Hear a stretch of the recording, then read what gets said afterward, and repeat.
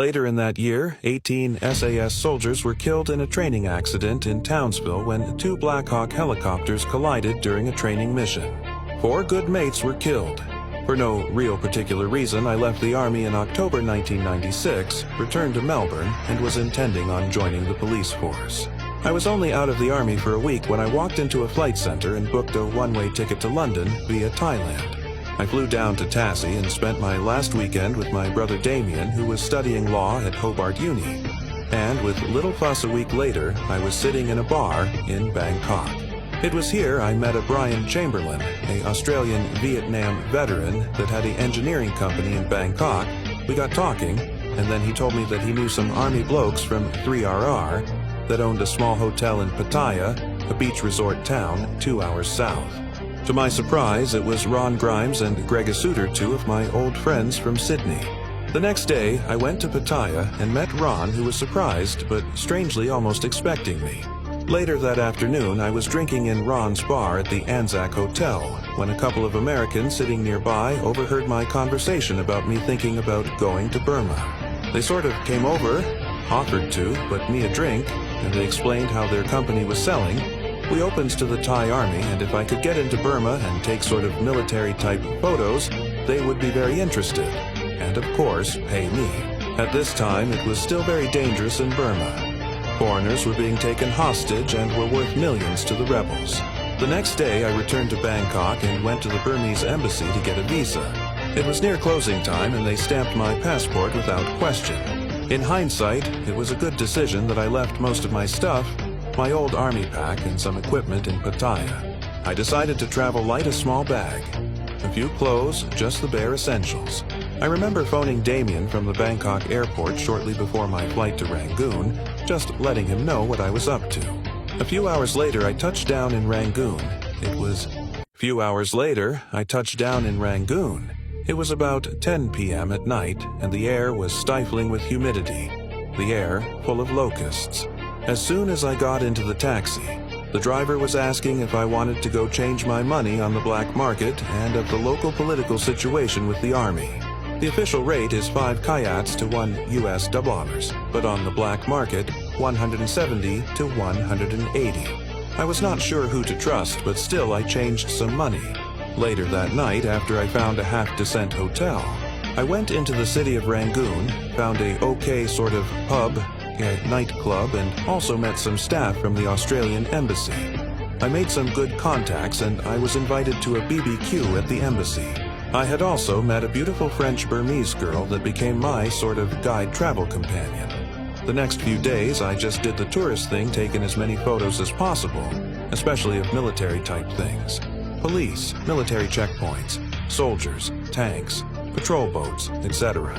I left Rangoon and traveled to Mandalay, a 14-hour train ride to the north. I later traveled into the mountains to meet some Karen people from the hill tribes, some of the most wonderful and friendly people, living somewhere 50 years ago, trapped in time. I returned to Rangoon, and I was stupid enough to get some of my photos developed at a 30-minute Fuji place. This was in the days before computers and digital cameras. When I went back towards the photo place, there was a truck of soldiers parked outside, and some mean, Rottweiler-looking soldiers were in the shop arguing with the owner. I was a bit cautious and suspicious, so I didn't approach but went back to my hotel.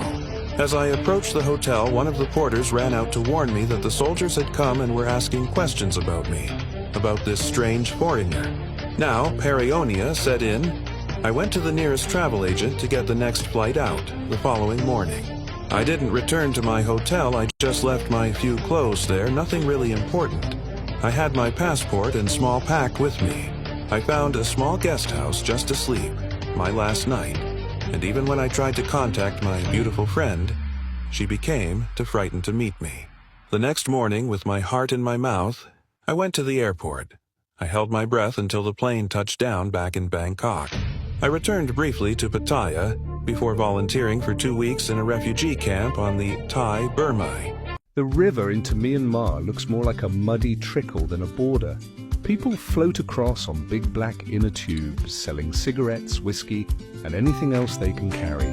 A carton of Burmese cigarettes goes for just over $2. On the Thai bank, there's a market with teak carvings, trinkets, and a mix of every ethnicity you can imagine. Thai, Burmese, Karen, Hmong, Lahu. Even some refugees hitch rides in from the camps just to escape the monotony for a while. Mae Sot feels like a crossroads, humming with small trades, but also with the quiet presence of volunteer groups working with the refugees. Last night I met Andy and Erin, a young couple from Sydney. They've been here 2 months already, planning to stay one more. Like so many who come, they want desperately to help. Andy teaches English and runs a toy-making project for disabled Karen kids. Erin works as a therapist, trying to include children with disabilities into daily life. They spoke honestly about how hard it is to balance their own values with local beliefs. We don't want to impose our culture, Erin told me, but we do want to help. For her, the greatest struggle is persuading parents that handicapped children are worth the effort, that their lives can have dignity. Many here believe disability is a punishment from a past life. Erin grimaced as she described being told to spend her time on the smart ones. Andy, meanwhile, said the hardest part is giving people a sense of purpose. The camps are filled with thousands who can't change their country's future and are left to wait.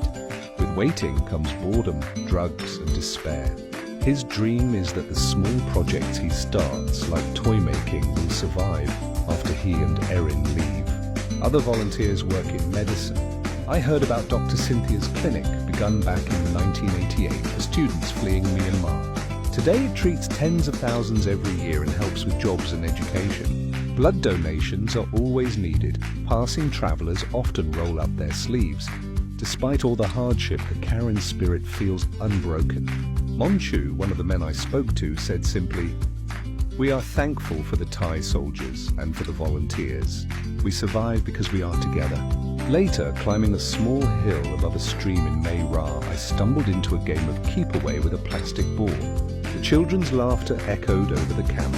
When I gently tossed the ball to a shy new boy, it bounced square off his forehead.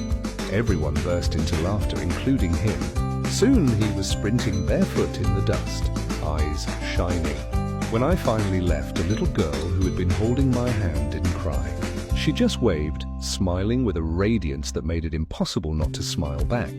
That smile has stayed with me. It was pure light in a place that lives so much in shadow. Sean.